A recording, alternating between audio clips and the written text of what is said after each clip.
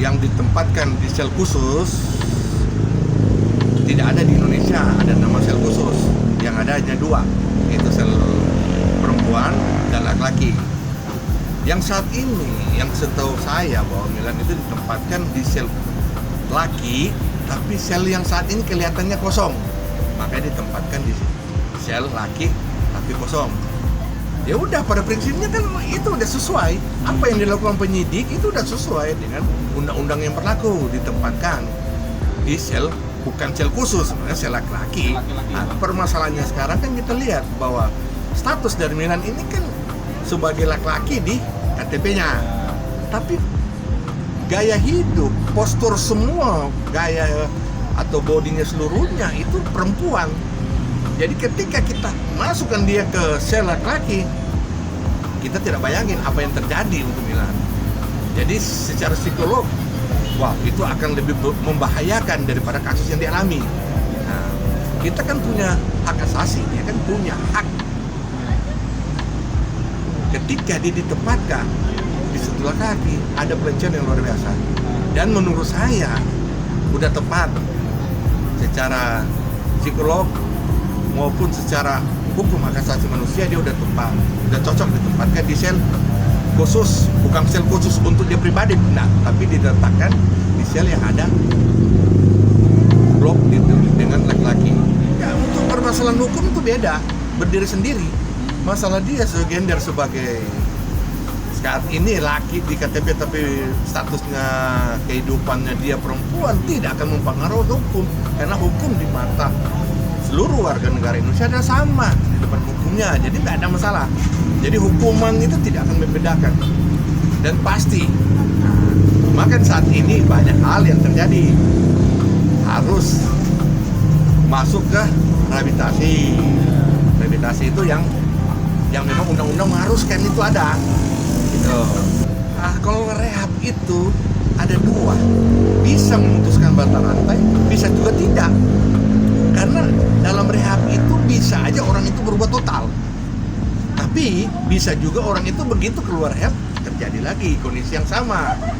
Nah, contoh, kalau kita benar-benar keluar dari rehab, pergaulan kita masuk lagi dengan pergaulan yang sama, itu akan masuk lagi ke tempat yang sama. Tapi kalau kita keluar dari zona itu, alhamdulillah tidak akan terjadi apa-apa dan kembali dalam kehidupan normalnya dia.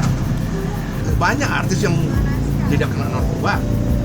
Ini kan tren gaya hidup. Karena kan ketika kita membutuhkan yang namanya narkoba, itu ada. Jadi jangankan di kota besar, di pelosok-pelosok desa juga udah banyak. Yang jadi tugas saat ini itu kepolisian. Bagaimana memutuskan rantai pengedar itu dan pembuat itu harus kita musnahkan. Jadi ketika permintaan itu ada, barang itu nggak ada. Jadi itulah putus rantainya di situ. Tapi kalau masih jalan, anak-anak kecil aja di jalan masih bisa menikmati itu dengan harga yang murah. Iya, yang paling utama itu kan hukum mati. Sebenarnya hukum mati, tapi tidak jerah-jerah juga banyak. Lain udah hukum mati udah terjadi, tapi buktinya sampai saat ini masih banyak hal-hal yang mereka masih lakukan. Jadi susah kalau kita hukum mati. Apalagi hukum mati kita ini kan masih punya proses yang panjang, bisa bertahun-tahun baru bisa dihukum mati, ya kan? Tapi kalau kita ambil langsung, klek, begitu ketangkap dengan status pengedar, putus ke Mahkamah Agung, langsung dieksekusi. Setelah ada peninjauan kembali, langsung dieksekusi. Nah, itu prosedur kita, hukum kita.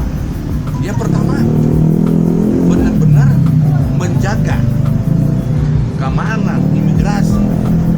Ya, semua itu harus menjaga. Semua pintu-pintu masuk dan keluar harus kita jaga. Dan kita harus ingat juga bahan-bahan yang mereka masukin ke wilayah Indonesia. Karena banyak kasus mereka produksi di dalam negeri, jadi mereka masukin dikit-dikit tuh bahan bakunya. Setelah banyak berarti itu diproses. Jadi itu tugasnya sekarang ini adalah masyarakat juga yang ambil andil untuk menginformasikan kepada aparat penegak hukum, semua kegiatan-kegiatan yang ada di masyarakat. Karena dari situlah muncul informasi yang bisa memutuskan mata rantai daripada narkoba ini. Makanya masyarakat harus berperan aktif dalam untuk memutuskan mata rantai ini. Nah, jadi kalau menurut saya mereka waktu memakai itu tidak pernah memikir dampak. Mereka hidupnya enjoy aja, maunya aku begini.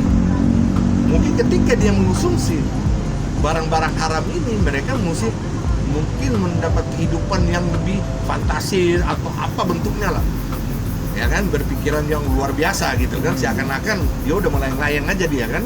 Nah, tapi saya lihat, mungkin saya salah, tapi begitu saya lihat saat ini, ketika ada seorang artis yang kena narkoba, itu viral. Ketika dia viral, ketika dia selesai rehabilitasi, nama baiknya malah ngetop lagi. Ini yang jadi permasalahannya.